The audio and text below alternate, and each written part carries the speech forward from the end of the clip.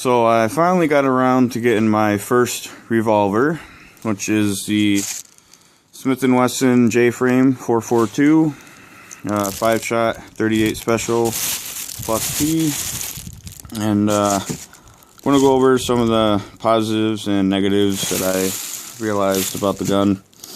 When I first got it, it was a backup gun, but recently I switched it to my everyday pocket carry gun, and that's because it's really easy to conceal in your pocket, and you know, it's just an overall light gun. You don't really have to worry about it weighing your pants down or anything. So the first thing I noticed about the gun is this little cylinder release here. I had this in my cargo pants pocket when I was hunting last month. It's just a backup gun, and it wasn't really pressed up tight against me or anything. You know, it was kind of just moving around in my pocket.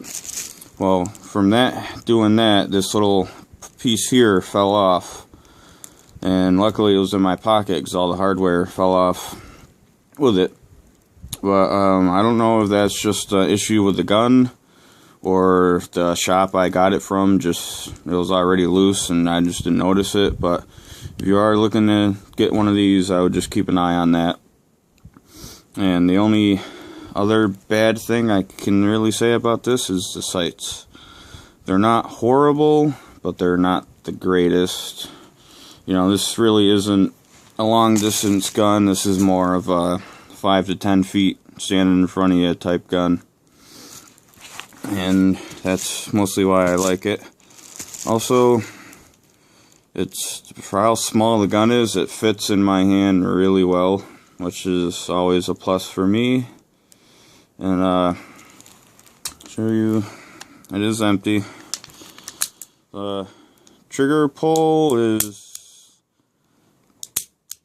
not heavy, and it's really like snappy coming back out, so that's always a plus. You know, you could fire 5 shots off like it was a semi-automatic. It's good. And I'm going to load up some Winchester 130 grain wad cutters that I have in there. It's not what I carry for self-defense, it's just what I have on me at the time because I'm at the range. So I'm going to load that up and fire those off.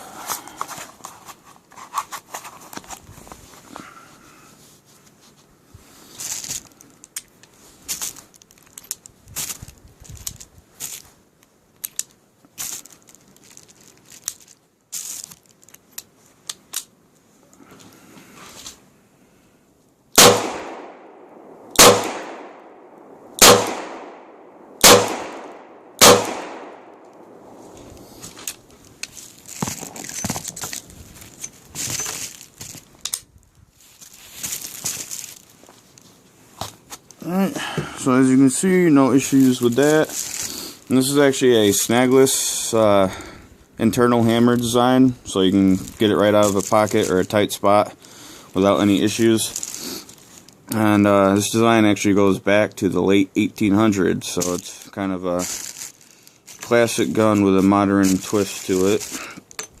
And as far as cleaning this gun, it's my first revolver, so I kind of had to figure it out.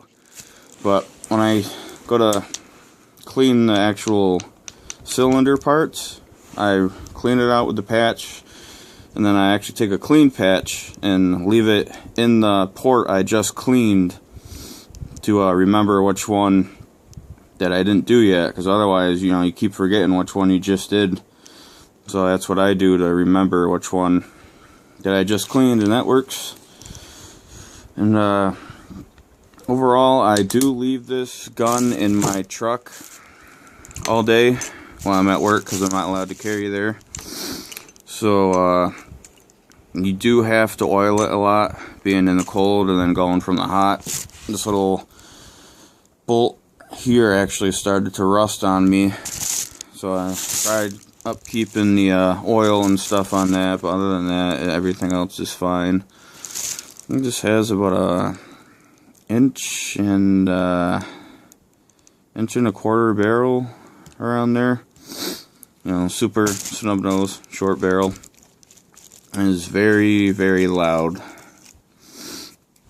Overall, this is my new favorite gun. It's my first revolver, and I definitely love them. I definitely plan on getting an actual full-size revolver at some point, but for now, this one suits the purpose I need for it. And it really is a light gun. It doesn't feel like a kid's gun or anything, but it's lighter than most guns. And what made me get this is I've owned semi-automatics for a long time, and I've always wanted a revolver due to their reliability. And so I finally got one, and now I don't think I'm ever really going to get another semi-automatic soon. And it's just a overall awesome gun. Definitely got to make sure you keep this part oiled up, and also in the back here where this little spot gets caught on there, it's not bad, but you can see it gets a little stuck every now and then. And so I've had this for about, I think, a month. I finally just had a chance to get to my shooting range, because I literally have to drive up a trail through the woods, and luckily I just got 4 good tires, so I mean my truck made it up here no problem.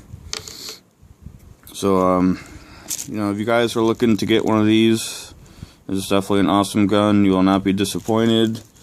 And honestly, the other model like this, I can't remember the number on it, is very similar. It's just, it's not black, and I think the grip might be a little longer, but I would honestly go with this one.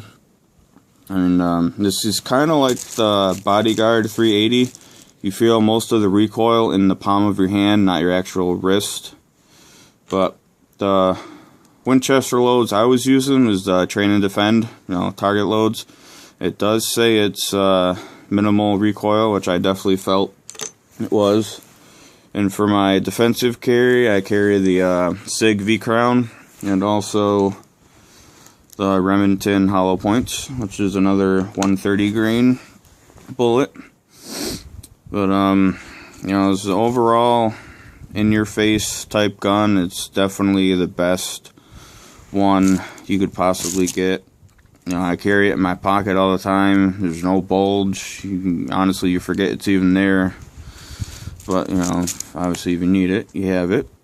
You can pull it out of your pocket, milliseconds if you wanted to.